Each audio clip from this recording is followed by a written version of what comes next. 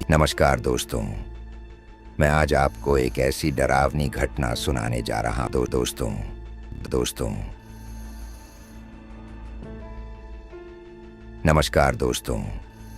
मैं आज आपको एक ऐसी डरावनी घटना सुनाने जा रहा हूं जिसे सुनकर शायद आप कभी भी अमेज़न के जंगल में जाने की हिम्मत नहीं करेंगे। मेरा नाम अमन है और मेरा सबसे अच्छा दोस्त रोहित। हम दोनों मुंबई में एक प्राइवेट कंपनी में नौकरी करते थे।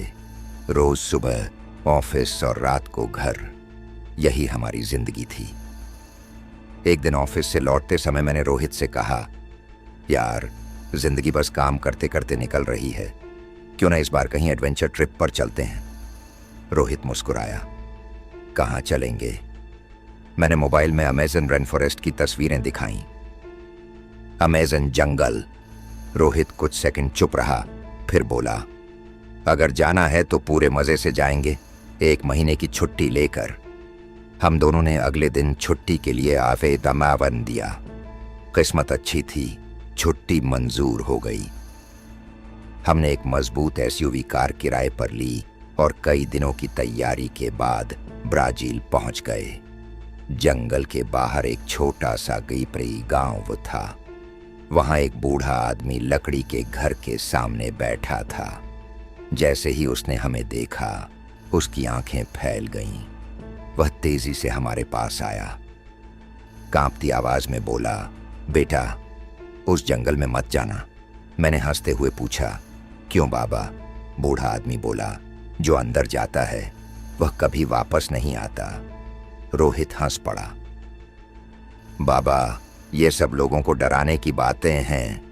बूढ़े ने जेब से एक पुराना ताबीज निकाला, अगर फिर भी जा रहे हो इसे रख लो। जब मौत सामने होगी यही तुम्हारी आखिरी उम्मीद बनेगा। मैंने ताबीज लेने से मना कर दिया। रोहित ने भी हंसते हुए कहा, हमें इसकी जरूरत नहीं पड़ेगी।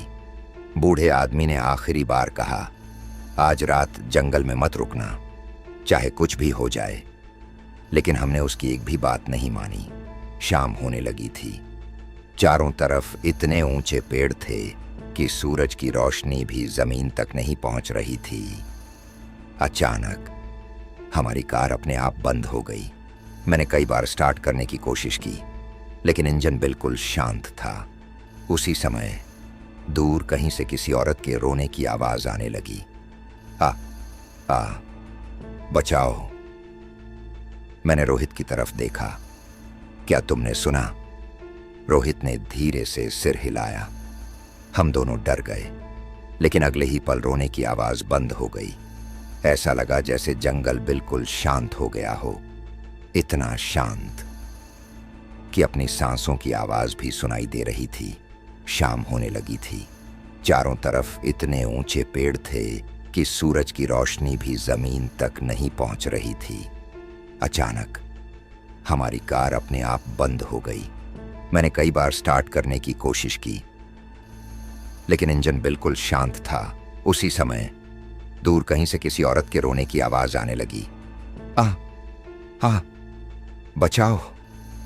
मैंने रोहित की तरफ देखा, क्या तुमने सुना? रोहित ने धीरे से सिर हिलाया। हम दोनों डर गए, लेकिन अगले ही पल रोने की आवाज बंद हो गई। ऐसा लगा जैसे जंगल बिल्कुल शांत हो गया हो, इतना शांत कि अपनी सांसों की आवाज भी सुनाई दे रही थी। ऐसा लग रहा था जैसे कोई इंसान नहीं, बल्कि कोई बहुत बड़ा जानवर कार के ऊपर दौड़ रहा हो। रोहित डरकर बोला, अमन ये क्या है? मैंने जवाब नहीं दिया, क्योंकि उसी समय कार की विंडशील्ड पर 2 लाल आंखें दिखाई दीं। वो आंखें इंसानों जैसी नहीं थीं, उनसे खून टपक रहा था और धीरे धीरे एक भयानक चेहरा कांच से चिपक गया। उसका मुंह कानों तक फटा हुआ था, दांत किसी जंगली जानवर से भी बड़े थे। वह मुस्कुराया और अचानक पूरा कांच जोर से हिलने लगा। धड़ाम, कांच टूट गया। वह भयानक प्राणी कार के अंदर घुसने ही वाला था कि अचानक दूर से किसी ने जोर से सीटी बजाई। वह राक्षसी आकृति एक पल में गायब हो गई। हम दोनों कांप रहे थे, लेकिन असली डर तो अब भी शुरू हुआ था, क्योंकि कार के सामने कीचड़ में हमें इंसानों जैसे पैरों के निशान दिखाई दिए, जो धीरे धीरे हमारी कार की तरफ आ रहे थे, लेकिन वापस जाने के कोई निशान नहीं थे। कांच टूटने के बाद हम दोनों कुछ सेकंड तक बिल्कुल चुप बैठे रहे। दिल इतनी तेज धड़क रहा था कि उसकी आवाज साफ सुनाई दे रही थी। रोहित कांपती आवाज में बोला, अमन, अब यहां से निकलना होगा।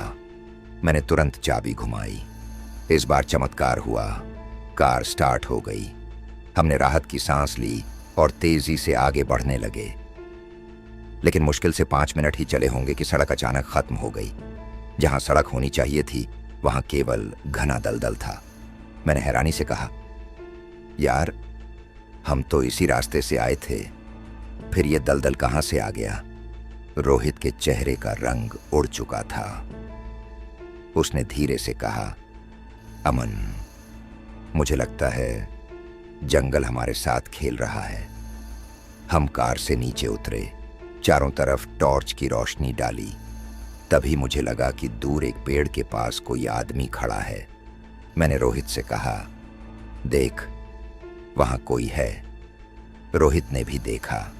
वह सचमुच एक इंसान जैसा दिखाई दे रहा था। हमने आवाज लगाई, हेलो, कौन है? कोई जवाब नहीं आया। हम थोड़ा और आगे बढ़े। अचानक वह परछाई एक पेड़ के पीछे चली गई।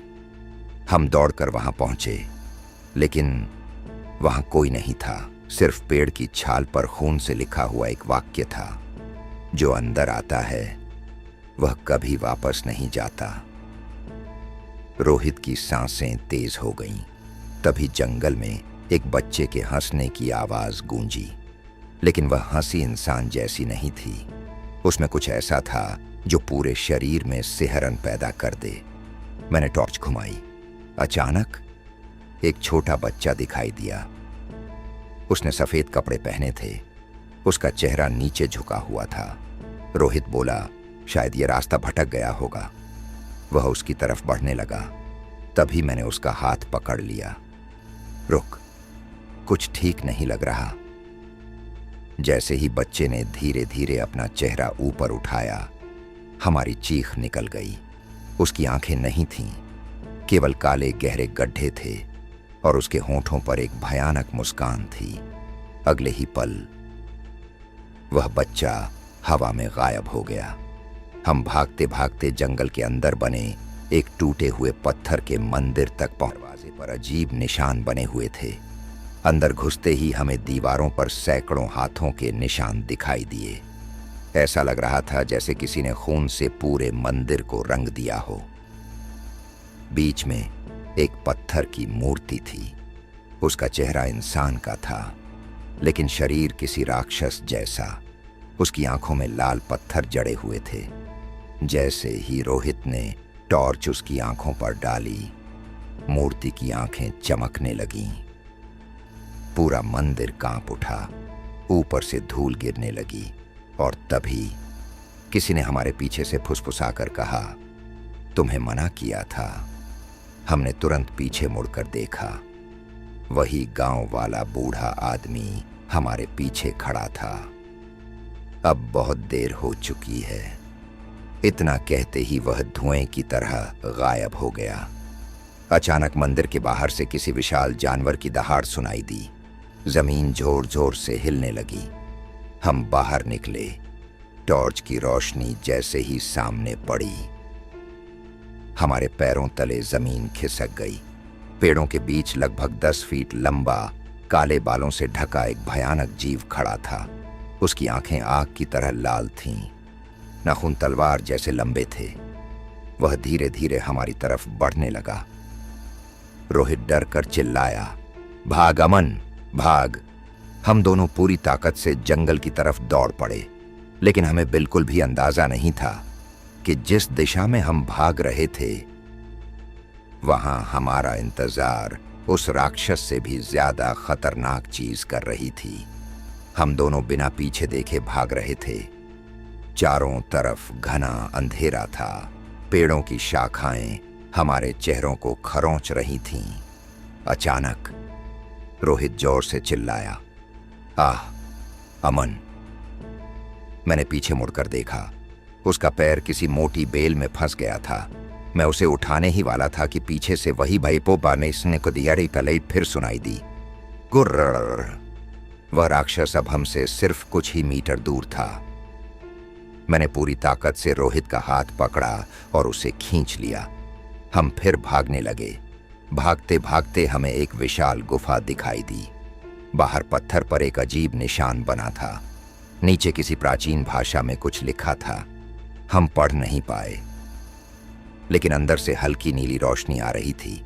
डर के बावजूद हमने गुफा में प्रवेश किया। अंदर का नजारा देखकर हमारे पैर क्रमालियों उड़ गए।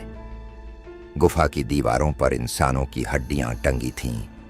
बीच में एक विशाल पत्थर का सिंहासन था और उसके ऊपर रखा था वही ताबीज, बिल्कुल वैसा ही जैसा बूढ़ा आदमी हमें देना चाहता था।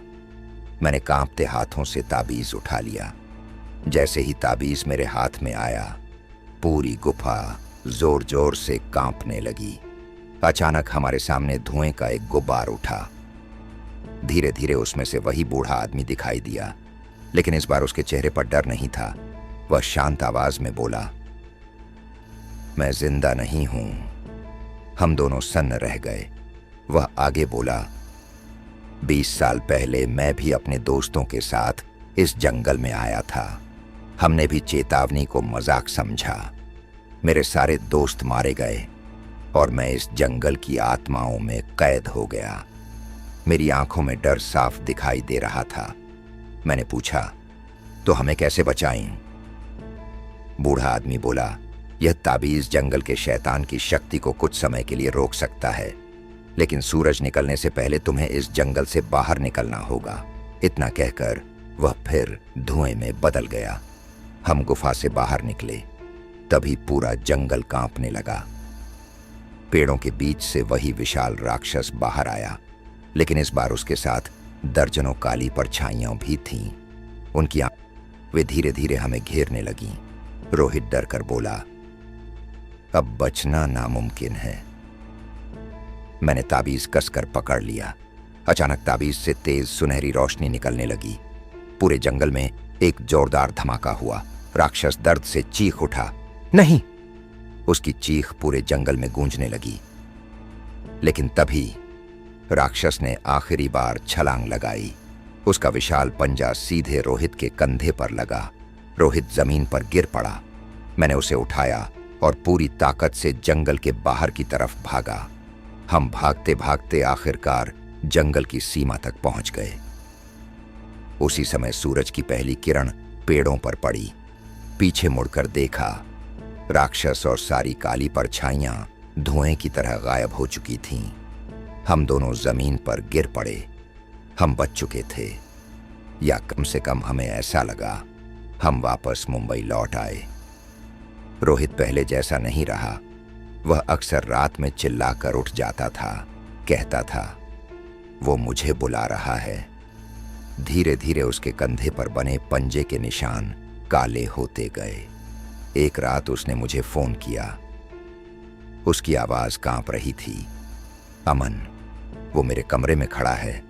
इसके बाद फोन कट गया। मैं तुरंत उसके घर पहुंचा।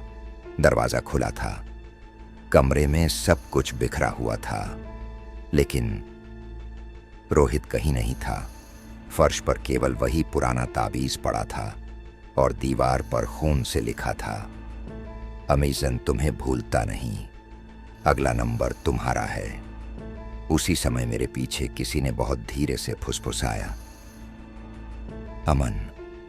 मैंने डरते डरते पीछे मुड़कर देखा, और जो मैंने देखा उसे मैं आज तक किसी को नहीं बता पाया।